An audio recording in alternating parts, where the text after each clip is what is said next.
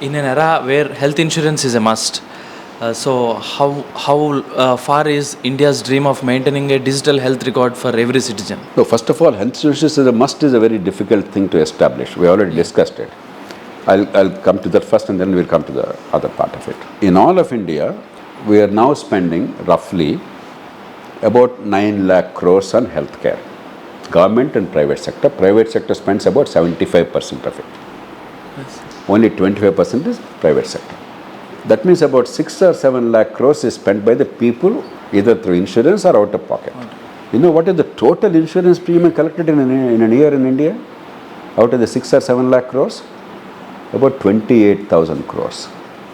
It is less than 5% of the private healthcare costs of India. So somehow our notion that no, my God, there is a vast health insurance, it's not true. It will grow. It should grow. But as I said, it will only be applicable to the organized sector and the better off sections who know how to buy insurance, how to get the best value for that. For the bulk of the people, it is simply not viable. First you must understand. But irrespective of that, whether insurance or no insurance, we do require a health record system because as the demography is changing, as population is becoming more and more aged, and as the disease profile is changing, in the earlier days, almost every problem you see is an infection, Yes. or dehydration, or diarrhea, or malnutrition.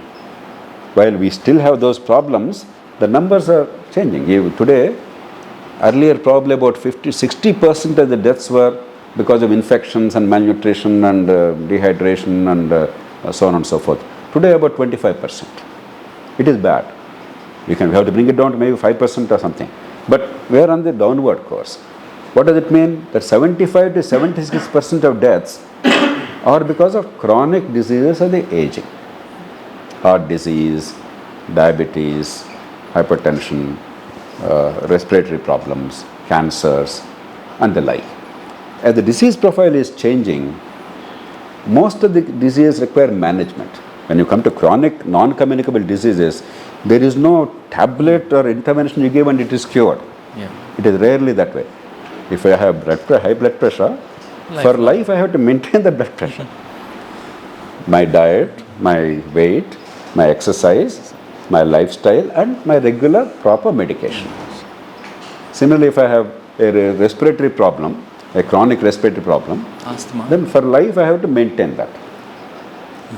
If I have diabetes, for life I have to maintain that. There is no one drug, 1 week's treatment and you go back and you're cured. Of course, if you have cancer, much more complicated. Luckily, things are improving now, survival rates are higher. So all these require an understanding of the patient and past record. That's when management will be most effective. You can quickly diagnose, you can quickly intervene, and you will do the best for the patient. Therefore, health records, it was always necessary, but we ignored. Today, it's much more necessary than ever before. Because the aging population, though we are still a relatively young nation, we are also aging. You take the southern states, in every single state, the number of children is decreasing every year. Number of births is decreasing.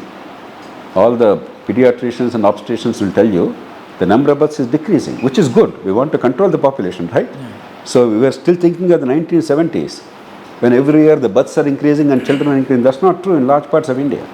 So elderly people who have most problems, chronic problems.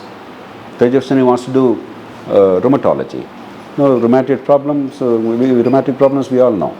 Whether it is osteoarthritis or rheumatoid arthritis or spinal problems or something else, these are all problems of aging. So unless there is a proper health record system, a lot of clinicians' time is wasted, a lot of care is delayed, sometimes there can be wrong care, misdiagnosis because you don't have proper history of the patient. So it's absolutely necessary, but you can't do it overnight. You can't do it overnight. We have the technology now. Therefore, if you slowly build the technology and make sure there is compatibility of these records in the private and government hospitals across the tiers, primary, secondary and tertiary, that is the most important thing. So that any machine can handle all these in a uniform manner. Then slowly you build the record system. Over a period of 5, 10, 15 years, the system will be built.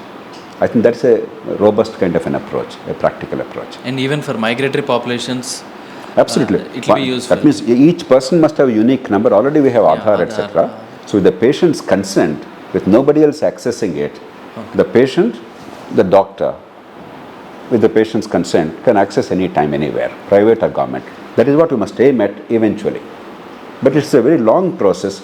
India is good at it because, for instance, our financial transfers, for instance, UIP or UPI, is UPI it? transactions. UPI or other things, though there are some safeguards required, but we are doing pretty well. India's Aadhaar itself is a great success. So this is not difficult, but there must be conscious effort made, and that must be integrated with the primary care in the model that we are designing. So unless we do it from the primary care onwards, only hospital care when the patient comes, it still becomes random. Ultimately, we must have a proper health record of the patient on a sustained basis. It's not a one-day operation. Telangana government wants to survey every patient and then build a record. Good, but it's not enough. What we require is a running record on a permanent basis. It's not a one-shot affair. It's not a one-day affair. India is good at these military-style one-day operations. No, we require a permanent system in place. Hi, this is Taman. Hi, this is Shraddha Das. Hi, I'm Priyadarshi. నేను మీ ఆది. Hi, I'm Kashish Vora. Hi, నేను మీ Shri Vishnu. Hi, this is Aditya. Hi, this is Naga Anvesh. Please subscribe to Social Post. Please subscribe to Social Post. Please subscribe Social Post. Please subscribe to Social Post.